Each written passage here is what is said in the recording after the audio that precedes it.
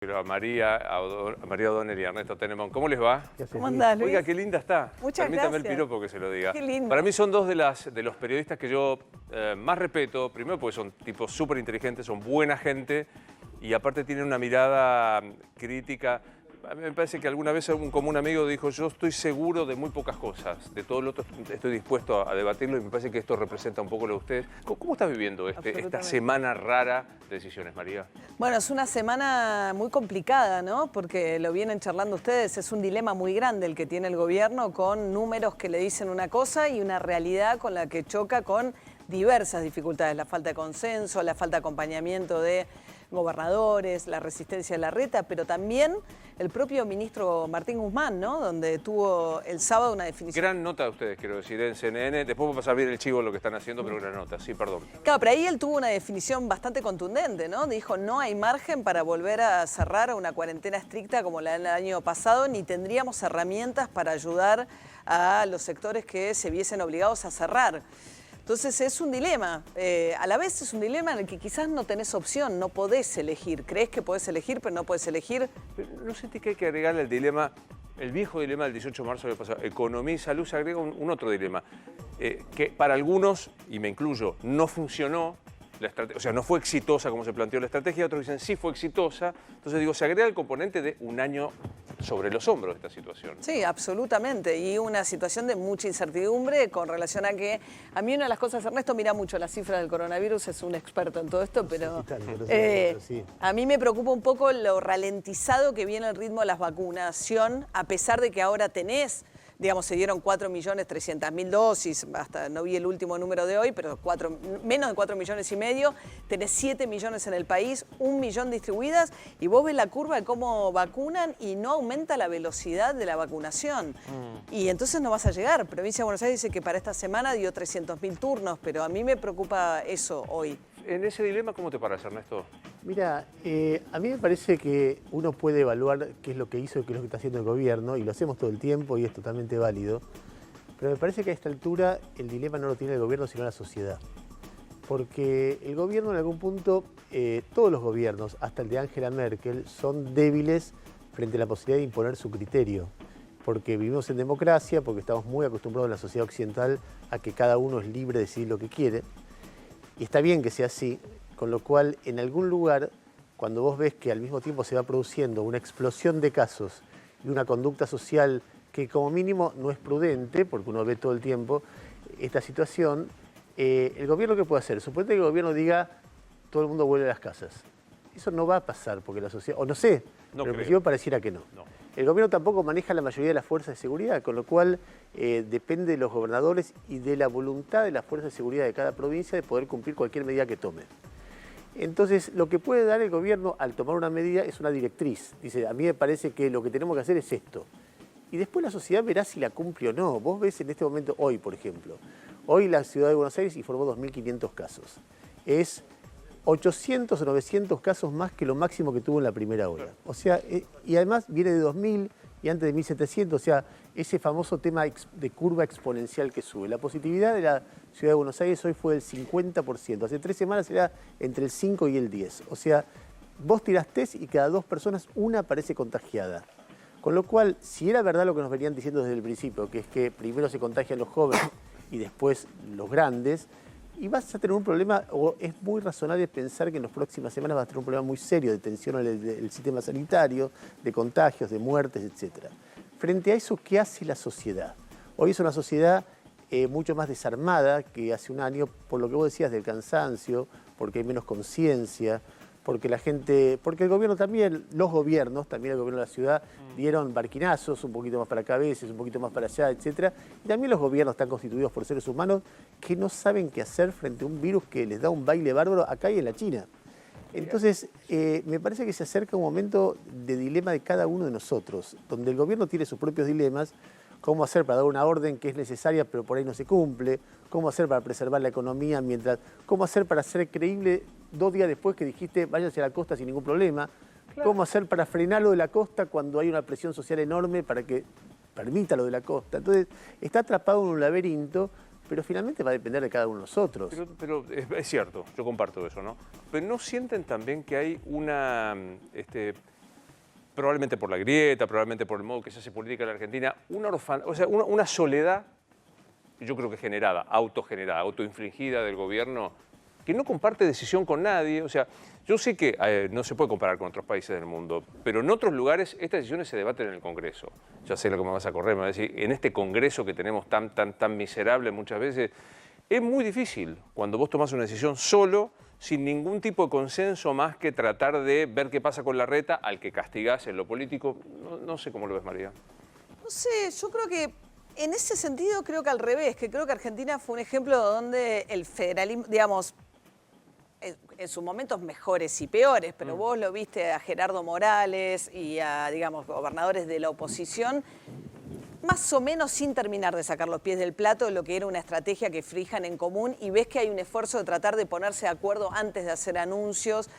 Yo no sé si ese es el principal problema de falta de consenso, porque de hecho yo a veces veo más ruido dentro del PRO con las actitudes y las decisiones que toma Larreta, o veo más incomodidad en Macri en cómo llevó adelante Larreta todo el combate al coronavirus, que en el propio gobierno, o más incomodidad en algunos sectores del radicalismo, incluso de Cornejo, con lo que hace Morales en Jujuy, donde me parece que los que tienen responsabilidad de gobierno han tenido más acuerdos que desacuerdos con esto. Yo no lo veo, me parece. No lo ves por ahí. ¿Y no sentís, Ernesto, que también empezó a terciar la campaña electoral en la que estamos definitivamente? Desde el principio, mira, yo cuando vuelvo al comienzo, a ver, todos nosotros estamos acostumbrados a ver cómo funcionan los gobiernos, etcétera, que finalmente son seres humanos, contradictorios, ambiciosos, algunos de ellos muy talentosos, otros no, pero cuando yo vi cómo empezó la pandemia, es decir, con los acuerdos políticos, hablando con expertos científicos, privilegiando la salud,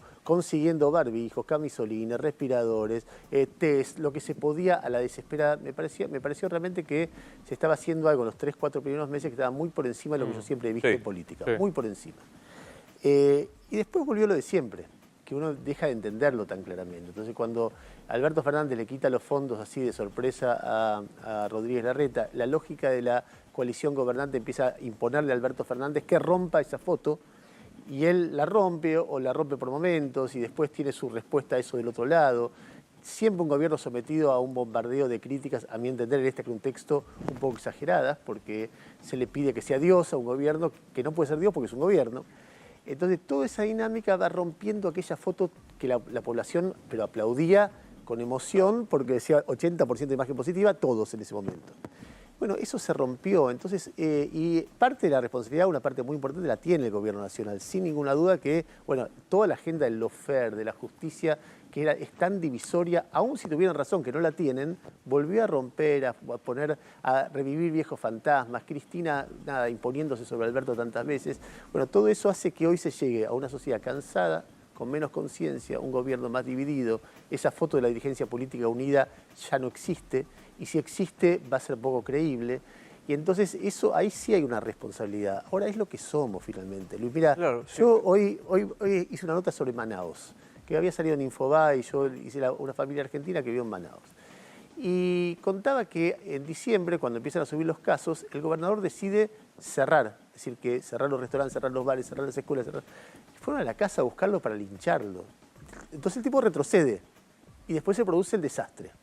Si este señor me decía, si hubiera sostenido su decisión, pero era imposible porque la sociedad no lo acompañaba, quizás salvaba. Entonces son dilemas terribles que superan lo humano, las dimensiones humanas, y que no sé cómo se resuelven. A mí, yo veo cosas que no me gustan, digo, así como me gusta aquella foto, todo lo que vino después, rompiendo esa foto no me gustó.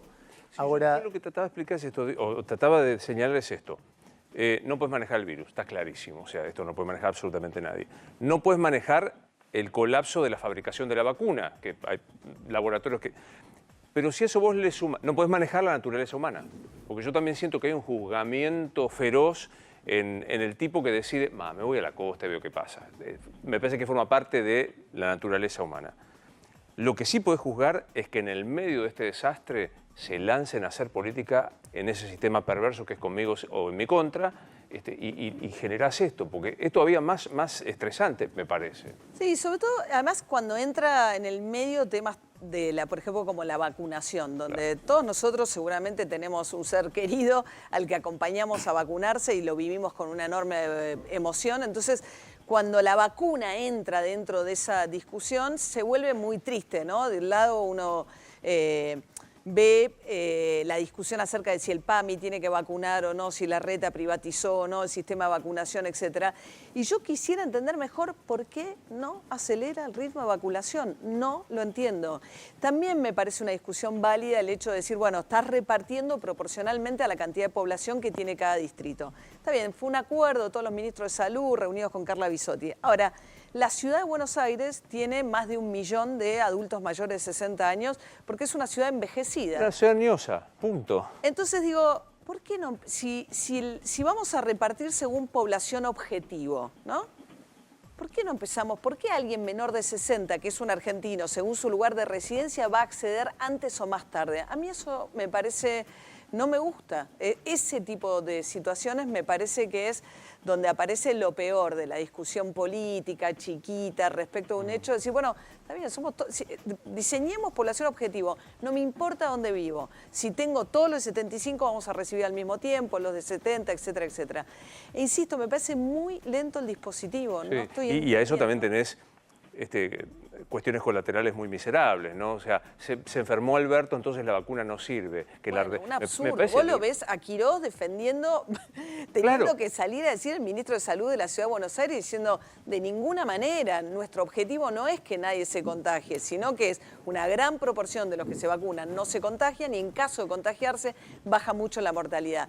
Entonces también hay un tuit espantoso también de una diputada del PRO provincial de Mendoza hoy. Pidiendo que se contagie Cristina. Deseándole, ojalá haya estado Cristina Kirchner junto con Alberto Fernández. Una diputada, o sea, vos decís, es un estado de enajenación. Médica infectóloga. Claro, es infectóloga, tenés razón. Médica. Yo la entrevisté esta mañana, no sé. Sí. ¿Cómo la pasaste con el coronavirus? A ver, yo no soy de los que pueden quejarse, porque yo no me contagié, porque yo estoy bien, toda mi familia está bien, mi mamá está vacunada, y tengo trabajo, y mis hijos tienen trabajo, estudian, o sea, estoy un poco podrido como todo el mundo, no hay manera de no decir, che, quiero que vuelva mi vida como era antes, y pensar todo el tiempo cuándo vamos a hacer las cosas que nos gustaba hacer, cuándo vamos a hacer una fiesta, cuándo te vas a encontrar, cuándo te vas a poder abrazar con tu vieja, cuándo, no sé, tantas cosas que uno viajar, pero también lo he vivido con mucha conciencia de informar con criterio, con mesura, entendiendo que es un desafío, es como si hubiera un terremoto de repente. Entonces vos decís, bueno, está bien, estos tipos no están repartiendo la ayuda como corresponde, o estos tipos están haciendo la política de siempre, o estos tipos, no sé qué. Estos tipos habló de todos, no solamente del gobierno nacional. Claro. Pero lo central es que hubo un terremoto. Es decir, las casas no se caen porque hay internas entre, no sé, poner en México entre el PRD y el PRI. Se caen porque hubo un terremoto. Entonces hay un momento donde yo no dejo de ver cuál es lo central de esta historia. Y es una historia de que hay un bicho que está entrando en todos lados y que por lo menos en América y en Europa ha hecho estragos. Y entonces vos ves cómo todos los gobiernos sufren, todos los gobiernos tienen reclamos. Muchos de esos reclamos son justos. Muchos de lo que ves de los gobiernos es lo que uno vio siempre de los gobiernos. Por eso decimos, primero 3 meses no era lo que yo veía siempre. Después empezó la misma historia de siempre, las peleas. Cuando vos ves, hay alguien que quiere ser en medio de esto presidente del PJ bonaerense y hace un esfuerzo enorme para ser presidente del PJ bonaerense y vos decís, ¿está pensando en eso? Uno ve para atrás y dice, ¿cuánta gente hubo presidente del PJ bonaerense que uno se acuerde? ¿Quién fue? Claro. Nadie, pero estás pensando en cómo manejar los hilos de la provincia de Buenos Aires. Vos decís, pero ¿no lo podés posponer un año esa sintonía? Y así muchas cosas, qué sé yo. Después miro con mucho interés, hay un cambio de paradigma en lo económico a nivel internacional. Claramente todo lo que estaba mal hasta antes del coronavirus empieza a discutirse. Por ejemplo, la asistencia a las personas. Había una nota hace poco muy interesante de The Economist que decía, hasta el coronavirus, mucha gente de clase media veía como algo malo la asistencia a las personas, por ejemplo, la asignación por hijo, porque era para otros. A partir del coronavirus, mucha gente de clase media en Gran Bretaña, en Estados Unidos, en toda Europa, empezó a recibir asistencia porque se les murieron sus negocios. Y entonces empezaron a avalar, eso legitimó la idea de que el Estado puede emitir guita para ponerla en el bolsillo de la gente. Y lo que está haciendo Biden en este momento, quizá desde la década del 60, es el proceso más audaz de financiar con impuestos a los ricos plata para los pobres. Y eso me parece que así como Reagan, Thatcher marcar una época, estoy mirando con mucho interés si esta historia, no solo yo, mucha gente en el mundo, no está cambiando la forma de entender la economía. Que a veces hay que arriesgar un poco más de inflación, poniendo plata en el bolsillo de la gente, para que la economía, y porque es justo, y para que la economía se mueva. No, y hay toda una discusión, y estoy viendo eso con mucho interés, porque para mí los dos temas centrales son salud y economía. Ernesto hacía mención a algo que es, trato de informar con mucha responsabilidad, porque estamos en medio del terremoto. Ustedes fundaron, y tienen su programa que es Corea del Centro. ¿Qué te pasa con esto que estamos viendo hoy en nuestro oficio? Voy a traicionarte, y ahora voy a abrir para que los chicos también... Te voy a traicionar al aire, Rosario Yerdi. Hoy estábamos... he descubierto compañeros con los que me divierto mucho y con los que nos peleamos por las ideas. Y Rosario decía, los periodistas tenemos mucha responsabilidad en lo que está pasando. Y otro le tiró, no son los jueces, no son los periodistas. Yo creo que alguna autocrítica tenemos que hacer. ¿Cómo estás viviendo este momento de belicoso? Sí. En nuestro oficio. Sí, a ver, Corea del Centro es propiedad intelectual de Jorge Fontevecchia, que le mandamos un beso enorme. Saludos, Fontevecchia. Se quedó con esa maravillosa idea, así que cuando partimos para la CNN ya nos llamamos conectados. Pero está bien, porque representa un poco una idea respecto al periodismo. Yo creo que tenemos mucha responsabilidad que en esta dinámica de las audiencias tan polarizadas, los incentivos son a crear hinchadas y no audiencia. Entonces nos volvemos rápidamente barra bravas y no es nuestro rol tampoco, y me parece que es una responsabilidad muy grande que colaborar a la calidad de un debate público, tranquilo, meditado, con información chequeada, que no sea una situación en la cual solamente estás impulsando aquellos temas que a vos te reditúan, incluso ignorás a aquellos que van en contra de cuáles son tus ideas o según a quién puede perjudicar. Yo creo que es muy mala la calidad del periodismo que estamos haciendo en general y que la extrema polarización lo que hace es que hagamos muy mal nuestro oficio, fundamentalmente. Yo siento que en los 90 el periodismo... ¿Te acuerdas que las encuestas mostraban que las instituciones más creíbles estaban la escuela pública, creo que la Iglesia Católica, más en los 80, y después era el periodismo? Y después vino la discusión sobre qué pasaba. Yo no sé cuáles van a ser las consecuencias de esta guerra. Yo lo defino como un periodismo belicoso. El que estamos haciendo, te voy a afanar la idea de creamos hinchadas más que audiencias. ¿Qué consecuencias crees que va a traer, Ernesto? Y no buenas. Pero no solamente no buenas para el periodismo, no buenas para el debate, para el país, para la Argentina. La gente que grita no ayuda mucho, ninguna familia, ningún país. ¿Viste? Entonces, si uno grita para tener rating, es un juego que a la persona que grita, no sé, Cristina Chorra, o grita Macri la dictadura, o cualquiera de esas cosas que se gritan, o va a ir preso fulano, o va a ir preso cuando ni siquiera está en indagatoria. Es decir, uno escucha cosas permanentemente que vos decís, eso no está pasando. Y eso no hace bien porque es mentira, porque pone a la gente nerviosa, porque no enfoca sobre los problemas reales del país. Es decir, uno puede tener, bueno, la discusión sobre tal o cual juez. Es un problema importante, relativo, qué sé yo. Pero no es el problema hoy es cuándo están aumentando los precios en el conurbano, en los negocios, y cómo se orienta la economía y cómo se evitan muertos con la salud. Entonces, uno ve muchos colegas que están muy cómodos en ese lugar de decir, bueno, hablo en contra de Macri a los gritos, y entonces de Macri de Cambiemos, o denuncio el lofer a los gritos, y eso me da rating, y eso tengo laburo, y eso me hace sentir bien, o me siento un paladín de la justicia. O digo, por un país sin corruptos ni chavistas, y entonces esto, nada, me da como un lugar en el... Bueno, a mí me parece que eso no es lo que nosotros tenemos que hacer.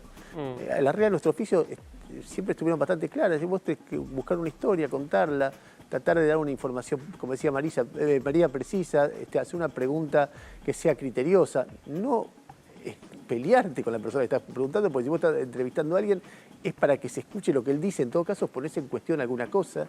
Pero me doy cuenta que en este momento en nuestra profesión hay muchos colegas que piensan así, pero en el espacio televisivo es arar en el desierto, porque las audiencias que buscan política la buscan porque están convencidas de algo, entonces buscan al profeta que le dice lo que ellos quieren escuchar. Sesgo de confirmación, ¿no? Claro, y entonces... La doble vara, ¿no?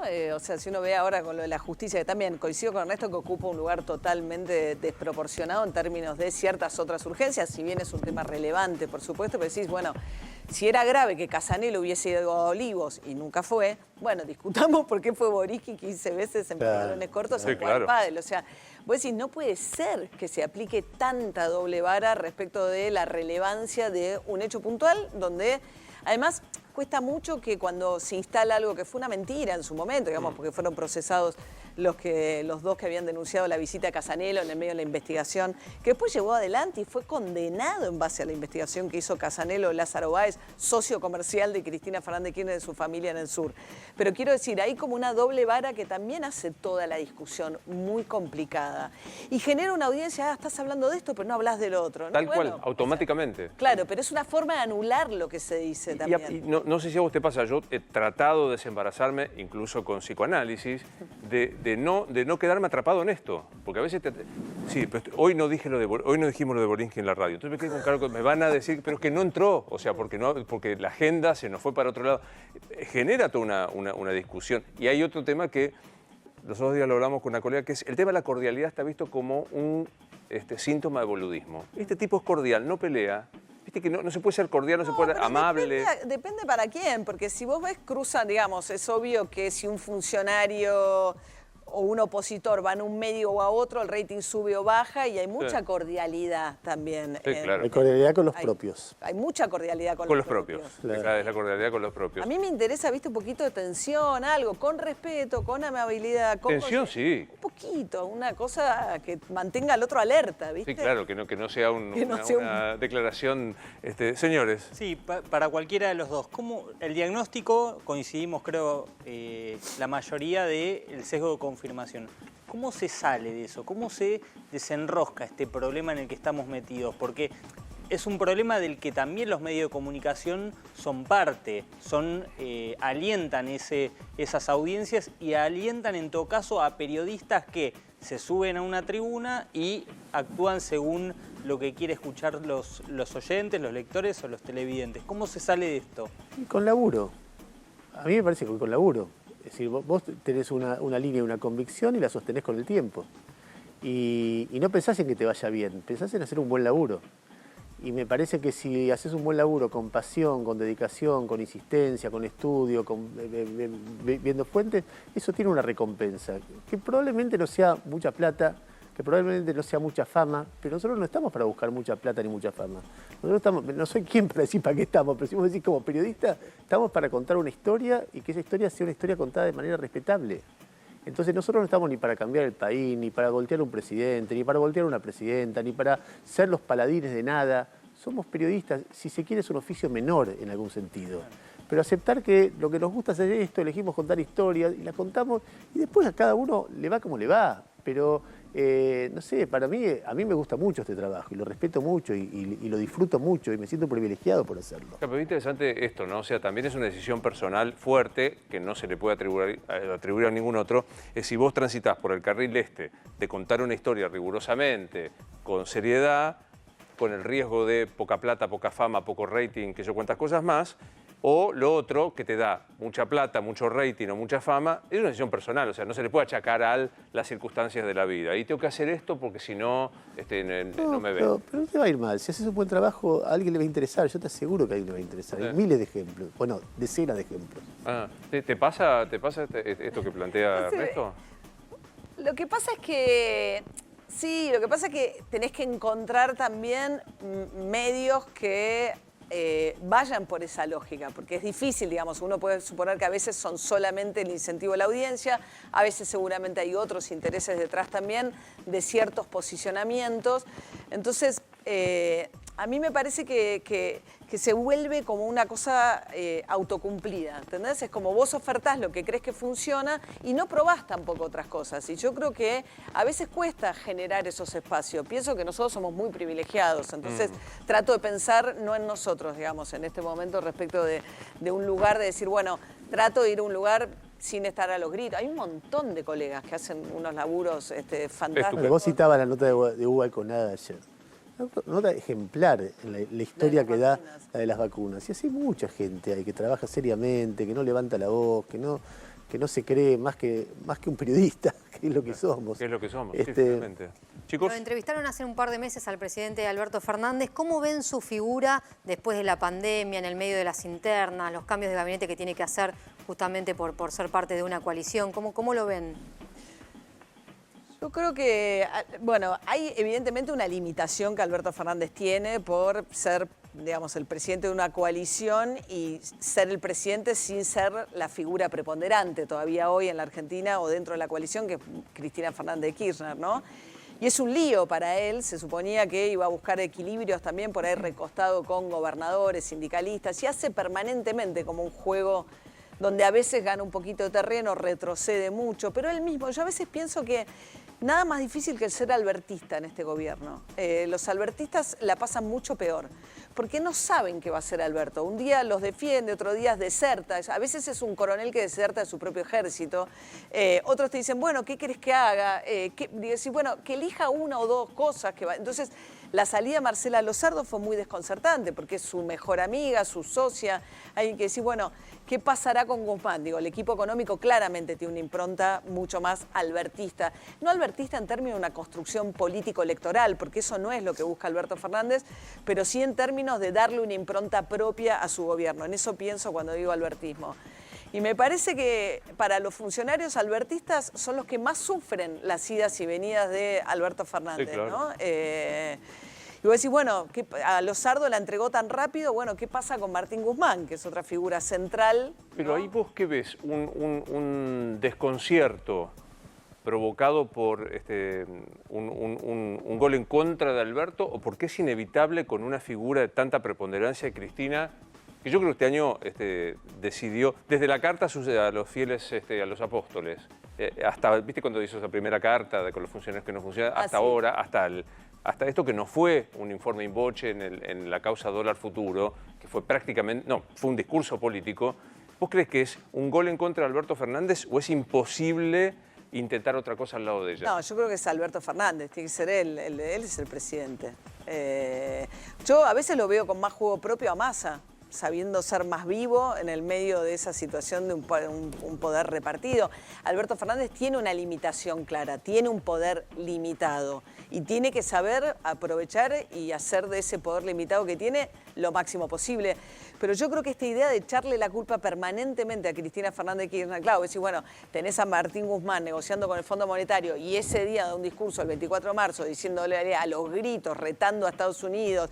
Además, claro, es verdad que Estados Unidos apoyó el golpe, es verdad que apoyó a los ingleses en Malvinas, pero hoy está Joe Biden, que es, digamos, de una administración mucho más pro, como decía Ernesto antes, ¿no? Poner dinero en la economía. Así, bueno, quizás en lugar de pegarle un cachetado o pegarle un reto, conviene tratar de disuadirlos y convencerlos. Entonces decís, hoy tenía... Y entonces vos te preguntás, bueno, ¿cuál es la lógica? Pero me parece que muchas veces es más clara la lógica de Cristina Kirchner que la de Alberto Fernández. Sin duda. Pero, digamos, ante la pregunta de Rosario, yo directamente pregunté, ¿qué es políticamente Alberto Fernández, Ernesto?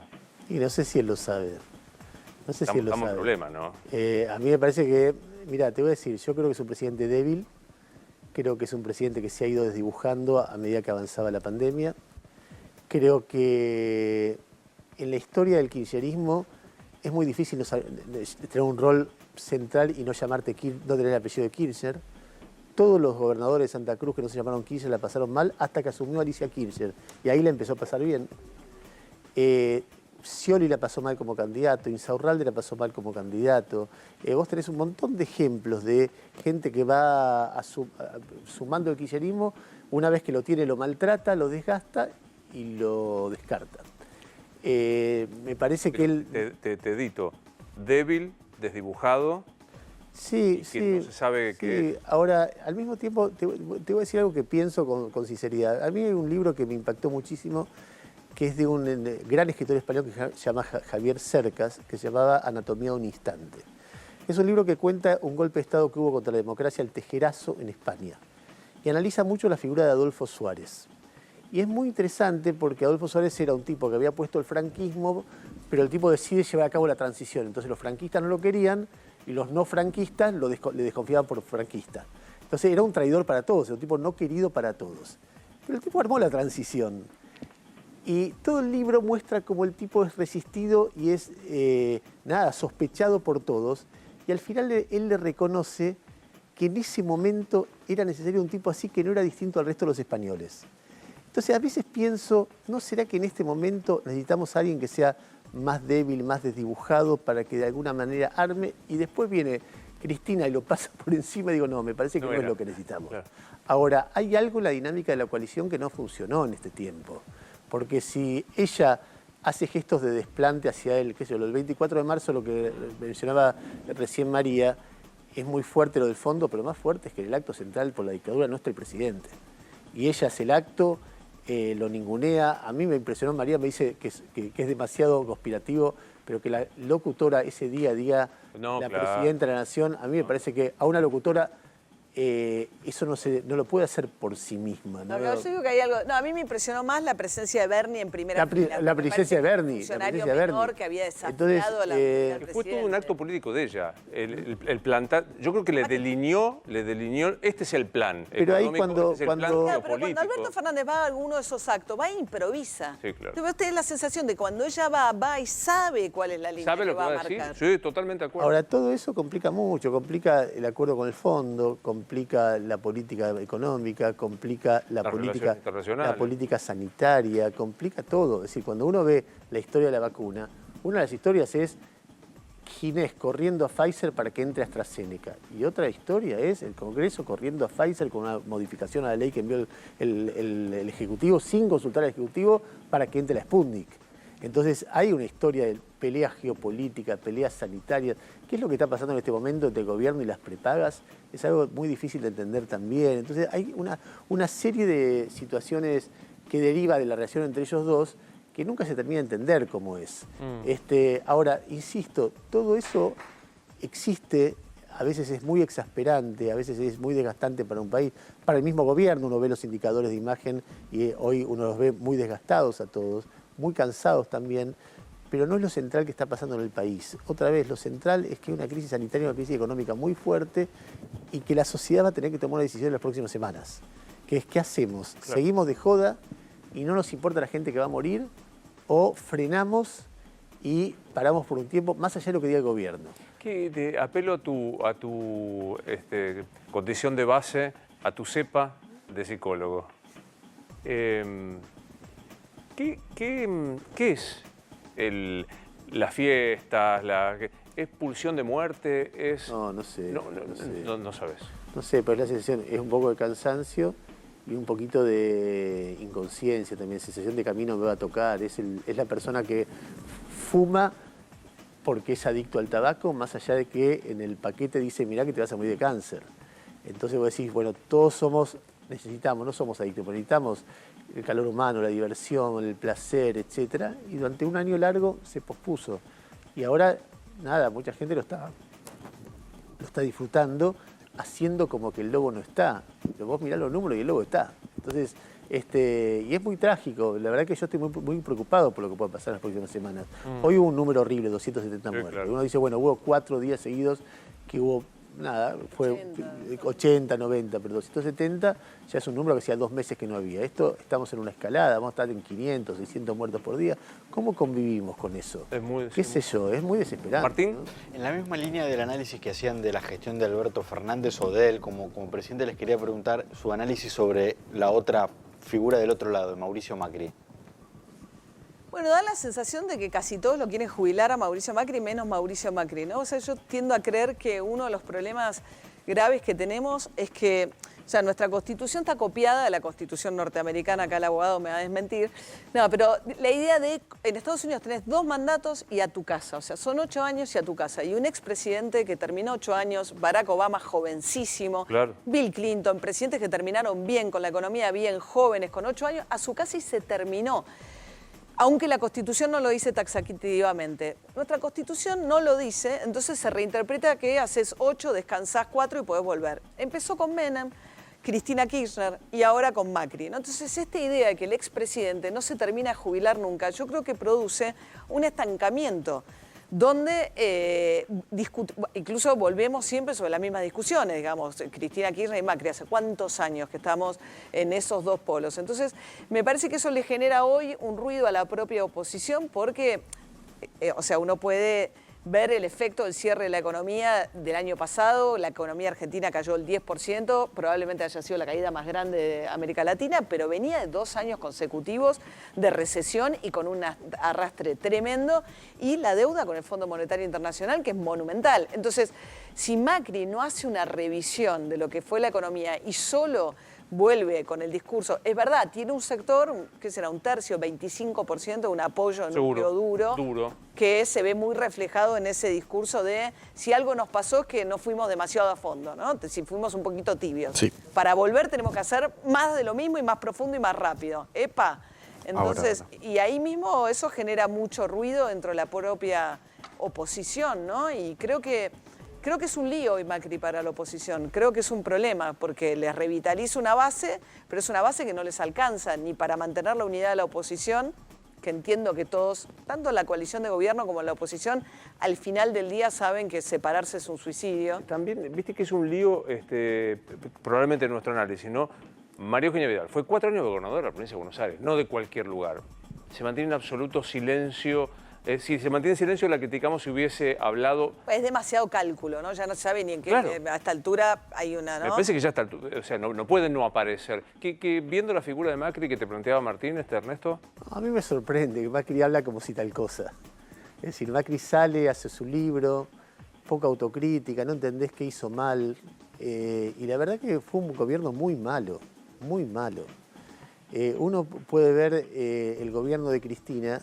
Y el gobierno de Cristina, para mí también fue, sobre todo el segundo, porque recibe un país muy pujante, muy equilibrado y lo deja agónico. Pero creo que Macri la superó en lo malo del gobierno, la herencia de la deuda es muy fuerte. Entonces, uno no es que como periodista no tiene el derecho de jubilar a nadie, pero si vas a volver a estar en carrera, contame por favor qué hiciste mal. Me hubiera encantado que el libro fuera, dice, miren, yo este libro no voy a hablar de bien de mí, no voy a hablar mal de los otros, voy a hablar mal de mí. Para que aprendamos todos, voy a contar qué creo que hice mal y por qué las cosas no me salieron como yo pensaba. Y no le voy a echar la culpa ni al país, ni a la oposición, ni a que era un gobierno débil, sino que cometí errores, que sin esos errores que me hicieron pensar y me generan estas dudas, ese hubiera sido un libro que a mí me hubiera conmovido por su honestidad. Y no, el libro no es eso. El libro tiene un capítulo de una autocrítica más bien bastante autocomplaciente, y el resto es, nada, la culpa del país. Página 5 el libro es Cristina no está bien de la cabeza. Claro. O sea, Sí, además tenés 2 líderes que creen que el otro va por sus hijos y por su familia, entonces, y que el otro está loco y que tiene entonces es muy difícil. Muy difícil. Ahora, intenté hacer un ejercicio. Yo pensaba, cuando recién se había ido el kirchnerismo, yo escribí una nota que se preguntaba si podía volver Cristina. Y yo hacía un cálculo muy sencillo, fue 51-49 que ganó Macri. Y la política económica de Macri no era muy popular, con lo cual probablemente Macri caiga, Cristina suba y podía volver. Desde el principio siempre estuvo. Hoy hay una nota de Krugman en el New York Times diciendo Trump, que sigue estando, dice, bueno, ¿puede volver Macri? Hoy parece chino. Pero ¿qué pasa si de repente hay un proceso de descontento con el gobierno nacional y vos tenés un 60% de gente que vota a quien sea que esté en la oposición? Y Macri va a una interna y todos los demás son chiquitos al lado de Macri. Y gana esa interna de la oposición. Yo no creo que esto pase. Yo creo que si hay ese escenario, Macri resuelve como resolvió Cristina, es decir, poniendo a otro donde él pueda ser influyente. Pero que ese núcleo duro, tanto a Cristina como a Macri, los deja, y que son un gran problema para el país, por lo menos en mi opinión, los deja muy vivos y muy potentes, porque además son 2 dirigentes políticos muy importantes, los 2 tienen el fuego sagrado. Vos eso lo ves, cuando Macri es tan resiliente, es decir, arma el primer partido político desde Perón. Nunca partido político nacional con concejales, diputados provinciales, gobernadores, intendentes, diputados nacionales, senadores.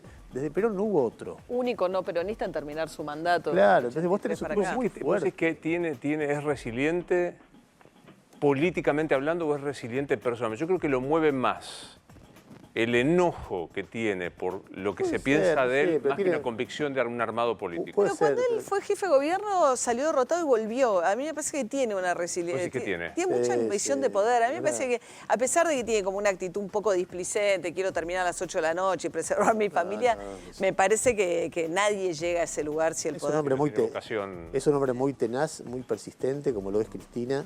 Son personajes muy importantes para el país. a uno le gustaría que fueran mejores, más generosos, más serenos, que lo que transmitieran al país fuera algo más de criterio, de sensatez, de autocrítica, porque también Cristina habla como tal cosa. Y vos decís, bueno, denunciás el lofer y que choreo no hubo. Ponele que algunas causas se hicieron con hechos realmente irregulares, como la detención de Vudú, o algunas causas que afectan a ella, pero hay otras que la afectan que no son disparatadas. Y esos 4 millones de dólares en la caja de seguridad y esos hoteles... La caracterización de la obra pública, los bolsos, claro, y los sauces. Entonces parece que es solo una perseguida, y vos escuchás eso y decís, bueno, no es así, la verdad que no es así. Hagamos el aviso de qué están haciendo, que están haciendo cosas re interesantes. Primero, soy tu fan. Quiero decir, soy tu fan de MasterChef. Somos un team de fans de María O'Donnell, así que... ¿Te invitó a comer alguna vez cocinando ella? Sí, por una picada, no. ¿Picada? O sea... No, te hice pizza. Pizza, ¿no te acuerdas? No. La estrella de MasterChef y me hace la pizza. Pizzas caseras, ¿estás? Sí, ¿estás segura? No me acuerdo mucho. Sí. Yo ni eso, quiero decirte, no he pegado ni un bocadito, nada. Todo. Nada. Bueno, contame qué estás haciendo. ¿Además de MasterChef o MasterChef? Obvio, en general. No, estoy a la mañana madrugando, que vos ya no madrugás, de 6 a 9 de la mañana ahí en Urbana Play, que está buenísimo porque, en este contexto que nazca una radio nueva es como una maravilla. Estamos acá muy cerquita. Linda gente, aparte hay gente muy macanuda. Muy lindo. Así que es una experiencia divina arrancar con una radio, estoy muy contenta con eso. Y estamos con Ernesto ahora en CNN, debutamos el sábado pasado a las 10 de la noche, CNN en español, que bueno, nos plantea también un desafío, una mirada más regional de lo que pasa, nos abre, es como un desafío nuevo también. Estamos estudiando, estamos en serio, estudiando mucho. Porque tantos años de trabajar sobre Argentina, de repente estamos en contacto con gente que sabe mucho de América Latina y preguntando, estudiando, leyendo, buscando cómo hacer una cobertura y también empezando a hacer algo que uno hace cuando es chico de periodista, que es empezar a ver fuentes. Como la idea es conseguir notas de dimensión regional, bueno, encontrar cuál es la válvula que te permite llegar a fulano, a mengano, a sutano, que supongo que al principio nos va a costar y en un año estaremos moviéndonos en ese espacio y es un desafío. María es muy joven, pero yo soy un poco grande, pero tener desafíos de este tipo... Bueno, vos sos muy grande, más mucho que nosotros, claro. Sí. ¿Qué le vamos a hacer? Se nota, mirá. Nada, de ninguna. Placer verlo. ¿Será que alguna vez, todos los años digo lo mismo, ¿será que vamos a laburar juntos el mismo? No hay modo. Bueno.